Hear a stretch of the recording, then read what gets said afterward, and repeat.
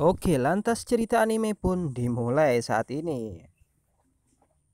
Diperlihatkan tentara bulu hitam pada malam hari setelah mereka keluar dari siang hari dan ingin bertarung melawan bangsawan.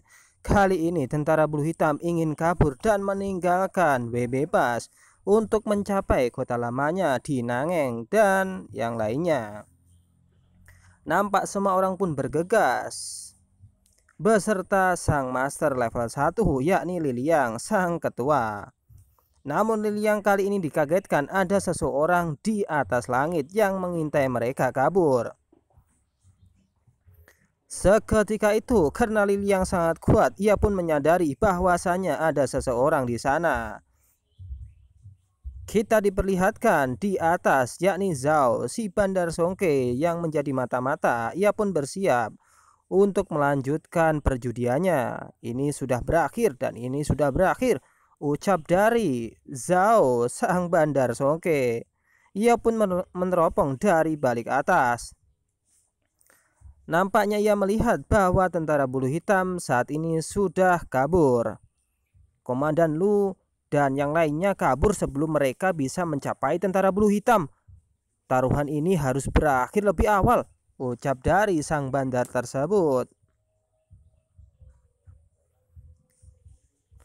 Sang bandar pun terlihat saat ini sedang sangat aneh. Ia pun merasakan aura-aura yang sangat jahat menyelimuti dirinya karena ia saat ini sudah diawasi oleh sang master level 1, yakni Liliang. Dengan energi spiritual berwarna merah dan kekuatan yang sangat luar biasa, ia pun diketahui oleh sang ketua. Tak lama kemudian sang ketua pun menatapnya dan ia pun bersiap untuk melarikan diri. Zhao yang menyadari hal itu, ia pun lantas berpikir, ternyata saya sudah ditemukan. Pemandangan ini sungguh permusuhan yang sangat kuat, ucap dari Zhao yang bergegas untuk melarikan diri dari penglihatan sang ketua dari tentara bulu hitam. Tentara bulu hitam yang memiliki kekuatan untuk menemukan saya pasti peringkat 1. Apakah itu Liliang atau tamu Yizhou yang menemani tentara? Mereka tidak bisa berbuat apa-apa padaku, ucap dari Zhao dengan secepat kilat. Zhao pun lantas pergi meninggalkan tentara bulu hitam dan yang lainnya. Di sini sudah terlihat Liliang yang mengeluarkan energi spiritual yang menyala berwarna merah. Ia pun menatap Zhao dengan sangat sinis. Zhao pun tiba-tiba pergi. Hahaha, saya telah memenangkan pertaruhan ini, ucap dari Liliang. Ia pun menunjuk ke arah Zhao. Zhao yang terlihat di situ kaget, ia pun terdiam, lantas ia pun kabur. Dengan secepat kilat ia pun langsung menghilang. Cus cus cus cus ting. Nampak ketua yakni Liliang tersenyum. Ia pun berpikir, mengapa ini hilang? Saya memenangkan taruhan langka. Saya belum cukup menunjukkannya, ucap dari Liliang yang saat ini senang karena ia memenangkan taruhan yang sangat banyak. Ia pun berpikir dalam hati, setelah melempar 10 juta dan berpindah tangan, itu adalah 23,91 juta. Saya belum pernah menghasilkan uang sebanyak ini dan semudah ini dalam hidup saya, ucap dari Liliang.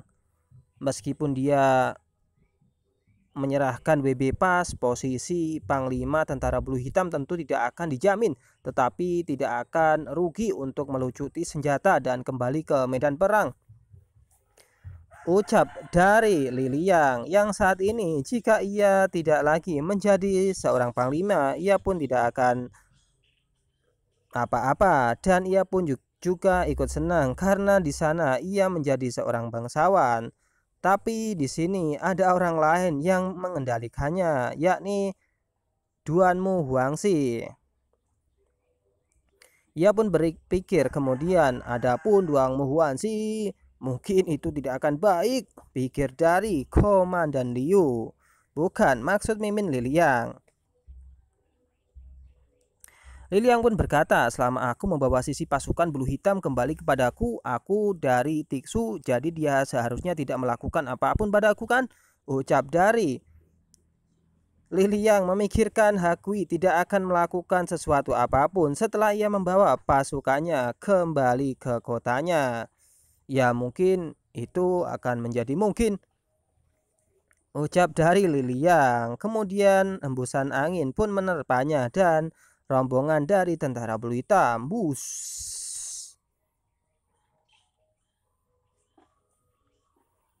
Tak lama kemudian ia pun bergegas untuk meninggalkan WP Pas.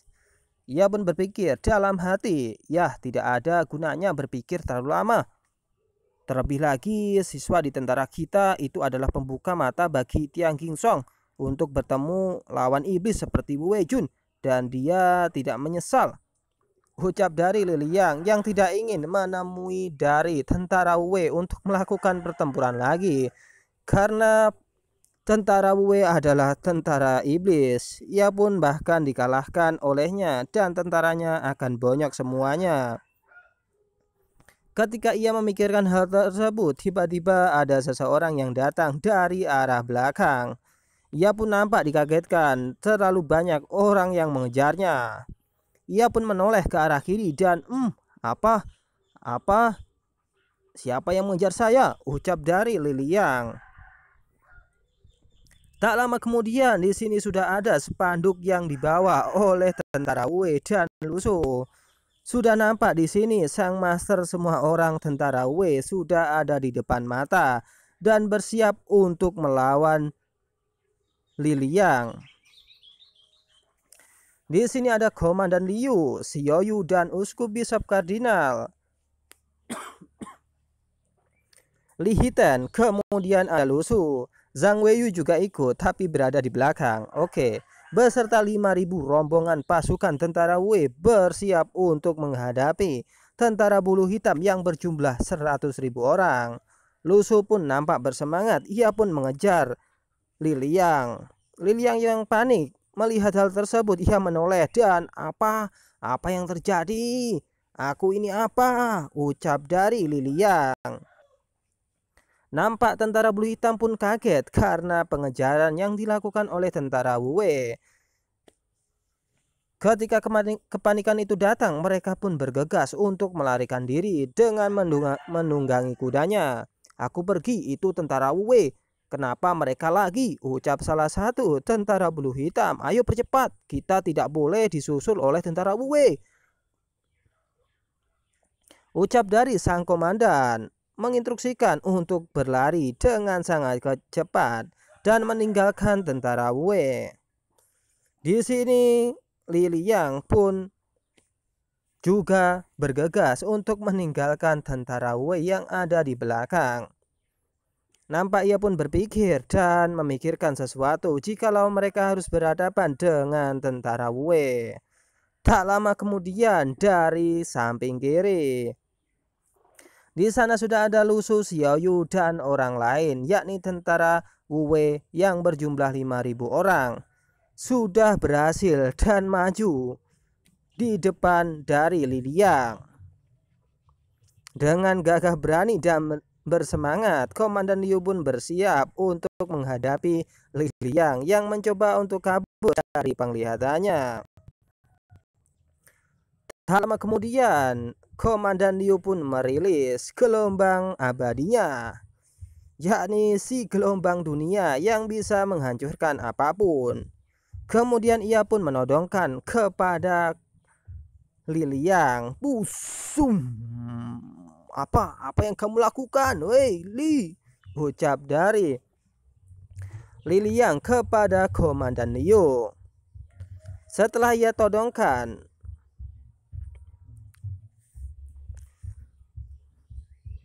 pedangnya ke arah Liliang, nampak di sini Lusu pun bersiap dan memiliki aura yang sangat hebat. Hei, apa maksudmu? Hei pengawal militer, ucap Dari seseorang di sana, menunjuk kepada Liliang. Lusu pun berkata kepada Liliang, kembalikan kepadaku, ucap Lusu. Liliang yang panik pun melihat tersebut. Ia lantas berpikir, ini apa yang kau lakukan? Apa maksudmu? Aku tidak mengerti, ucap dari Liliang kepada Lusu. Liliang pun lantas berkata, apakah Anda menyuruh kami kembali ke WB Pas? Ucapnya kepada Lusu. Lusu kemudian datang dan membawa spanduk sambil menaruhnya di depan. Kamu gila, kami akhirnya keluar dari pintu untuk bersiap pulang untuk belajar. Dan Anda adalah tentara Nanzhou, ucap dari Liliang kepada Lusu. Lusu yang bersemangat, ia pun mengibarkan spanduknya menjadi gaya. Dengan senang hati dan bersemangat, Lusu pun berkata kepada Liliang, tidak, kami bukan tentara Nanzhou, tetapi para bandit yang menyingkirkan kemiskinan dan menjadi kaya. Ucapnya yang bersemangat menjadi kaya, namun di dalam hatinya ia pun panik. Karena jika tentara bulu hitam kabur dari WB Pas, ia akan diserang oleh bangsawan. Ia pun berkata di dalam hati, apa lelucon jika tentara bulu hitam telah mundur, pasukan bangsawan itu pasti langsung menoleh untuk menggangguku, ucap dari Lusu di dalam hatinya. Hello Zu ingin membiarkan tentara W memiliki kelahiran yang aman dan stabil. Ini juga semua tentang awal seleksi dan seleksi scribing. Mengapa begitu sulit? Ucap Lusu di dalam hati yang sebenarnya marah-marah karena tentara bulu hitam kabur dan Lusu harus menerima akibatnya dan akan dicari oleh keseluruhan bangsawan. Maka setelah itu tentara W akan tidak stabil seperti yang dikatakan oleh Lusu. Liliang pun menghela nafas. Ia pun berkata, tentara W ini benar-benar tentara iblis dan sangat jahat sehingga orang tidak dapat memahami diri mereka sendiri, ucap Liliang dari hatinya. Ia pun segera menepiskan pedang dari Komandan Liu. Kemudian ia pun berkata, oke, tidak peduli jika Anda adalah bandit atau penjaga bersenjata, bahkan dengan 5.000 orang di dataran, Anda ingin menghentikan tentara bulu hitam saya, takut untuk tidak berpikir terlalu banyak, ucapnya kepada Lusu, yang jika dia ingin diserang silahkan, ucapnya. Lusu pun hanya berkata kepada mereka bahwa ia tidak akan melakukan penyerangan. Setelah memikirkannya, kami tidak punya niat untuk memulai perang denganmu sekarang, tapi kamu, apakah Anda perlu waktu juga, ucapnya kepada sang master level 1. Liliang pun kaget dengan pernyataan tersebut. Di sini sudah terlihat Lusu yang kelihatan seperti iblis yang siap menerkam. Ia pun lantas berkata, coba tebak. Hei, ini adalah tentara Wei Chan. Saya yang telah mengikuti di belakang. Berapa banyak orang yang bisa saya bunuh? Ucap Lusu mengingatkan bahwa tentara W sangat kuat dan mereka ada di belakang sehingga sangat mudah untuk menghancurkan tentara bulu hitam yang lain dan membunuh mereka semua. Dengan kepanikan tersebut dan ancaman dari Lusu, Liliang pun berpikir, sial, jika Blackwater Army yang tersisa menambah lebih banyak korban, konsekuensinya tidak terbayangkan. Saya masih ingin pensiun hidup-hidup, ucap dari Liliang yang ketakutan jika ia harus melawan semua orang yang ada di depannya, yakni para iblis. Ia pun berpikir jika ia bisa membunuh seseorang, tapi kelihatannya tidak mungkin karena si Lusu dipenuhi orang-orang hebat.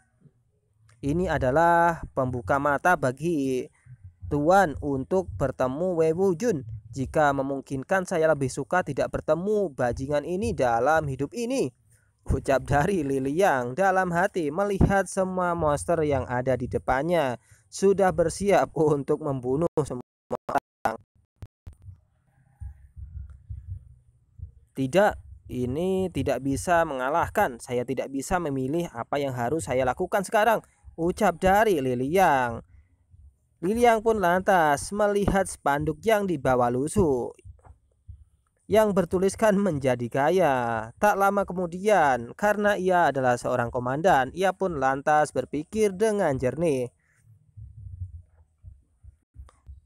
Tak lama kemudian setelah 2 menit ia pun berpikir dan berkata kepada Lusu,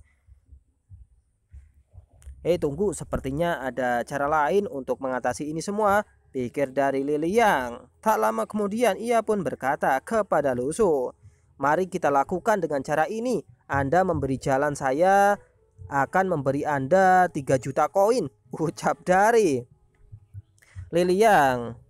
Mendengar hal tersebut, Lusu pun kaget. Ia pun terdiam sebanyak 2 detik. Setelah memikirkan hal tersebut, karena ia akan mendapatkan uang banyak, ia pun bertingkah aneh.